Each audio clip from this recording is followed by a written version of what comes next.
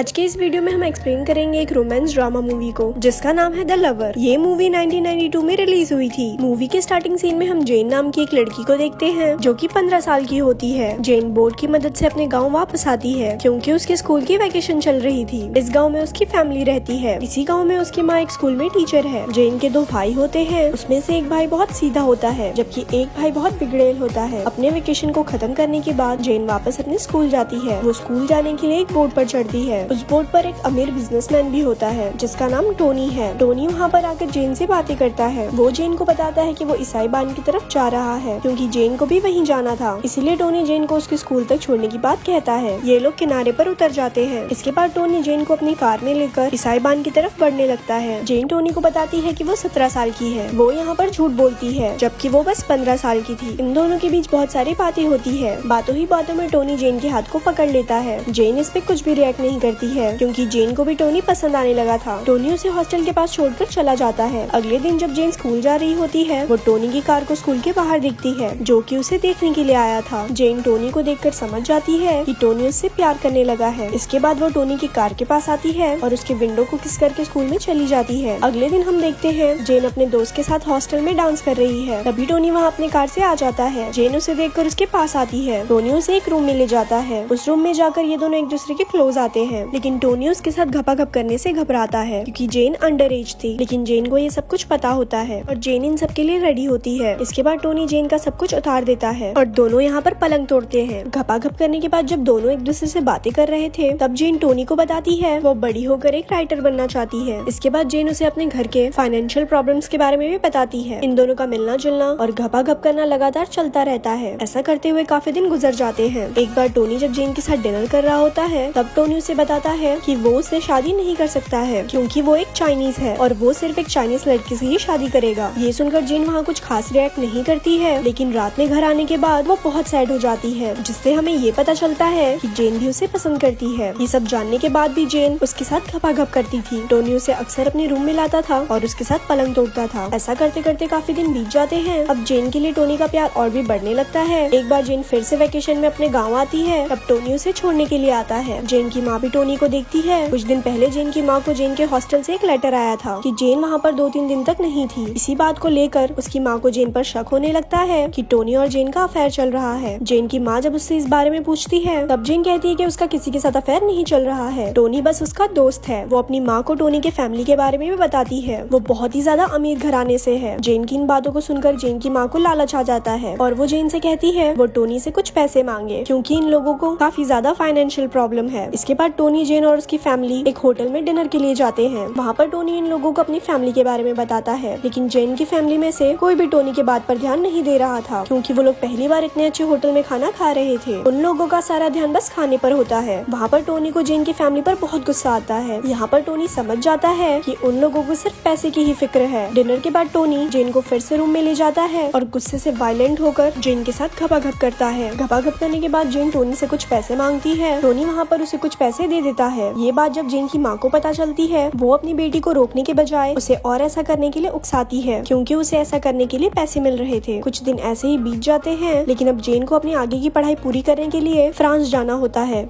वो टोनी को इसके बारे में बताती है। टोनी ये बात जानकर अपनी माँ की रिंग उसे गिफ्ट करता है। इस सीन को देखकर हमें ऐसा लगता है जैसे अब टोनी जेन से प्यार करने लगा है। इसके बाद टोनी अपने फादर के पास जाता है और वहाँ जाकर वो जेन के बारे में बताता है। वो कहता है वो उससे शादी करना चाहता है लेकिन उसके फादर इस शादी के लिए इनकार कर देते हैं क्योंकि जेन चाइनीज नहीं थी। टोनी इसके बारे में जेन को बताता है। टोनी यहाँ पर कहता है कि अगर वो लोग भागे शादी करेंगे तो जायदाद में से उसे कोई भी हिस्सा नहीं मिलेगा। ये सुनकर जेन उससे कहती है वो उससे प्यार नहीं करती है। यहाँ पे दोनों एक दूसरे के साथ ऐसे रिएक्ट करते हैं जैसे कोई भी किसी को प्यार नहीं करता है लेकिन रियलिटी ये होती है कि दोनों एक दूसरे से बहुत ज्यादा प्यार करते हैं। इसके बाद जेन घर आती है। उसकी माँ उसके हाथों में एक रिंग देखती है जो कि टोनी ने उसे दिया है। उस रिंग को वो अपने पास रख लेती है। जेन का भाई जब उस रिंग को देखता है वो उससे पूछता है क्या तुम टोनी के साथ पलंग तोड़ी हो। यहाँ पे इन लोगों की लड़ाई होने लगती है। कुछ दिन बाद टोनी की एक दूसरी लड़की से शादी होने वाली होती है। जेन भी टोनी को दूर से देख रही होती है। इसके बाद वो अपने घर आती है और अपने फैमिली के साथ फ्रांस जाने के लिए तैयार हो जाती है। इसके बाद वो टोनी से मिलने के लिए उस रूम में भी जाती है जहाँ ये दोनों अक्सर मिला करते थे। जेन वहाँ पर उसका वेट करती है लेकिन टोनी वहाँ नहीं आता है। इसके बाद जेन वापस चली जाती है। जेन आज ही फ्रांस जाने वाली होती है। वो जाने के लिए शिप पर चढ़ती है। वो बोट के ऊपर से टोनी की कार को देखती है। उस कार को देखने के बाद वो समझ जाती है कि टोनी यहीं पर है। शिप वहाँ से आगे बढ़ने लगती है। उस रात जेन टोनी को याद करके बहुत रोती है। इसके बाद हमें मूवी में काफी सालों बाद का वक्त दिखाया जाता है, जहाँ हम देखते हैं जेन एक राइटर बन चुकी है। इसके बाद जेन को टोनी की तरफ से एक लेटर मिलती है, जिसमें टोनी ने उसके बारे में लिखा था कि वो सिर्फ और सिर्फ उसी से प्यार करता है और वो हमेशा बस उसी से प्यार करेगा। और यहीं पर ये मूवी खत्म हो जाती है। ऐसे ही और स्टोरी सुनने के लिए हमारे पेज को लाइक करें। धन्यवाद।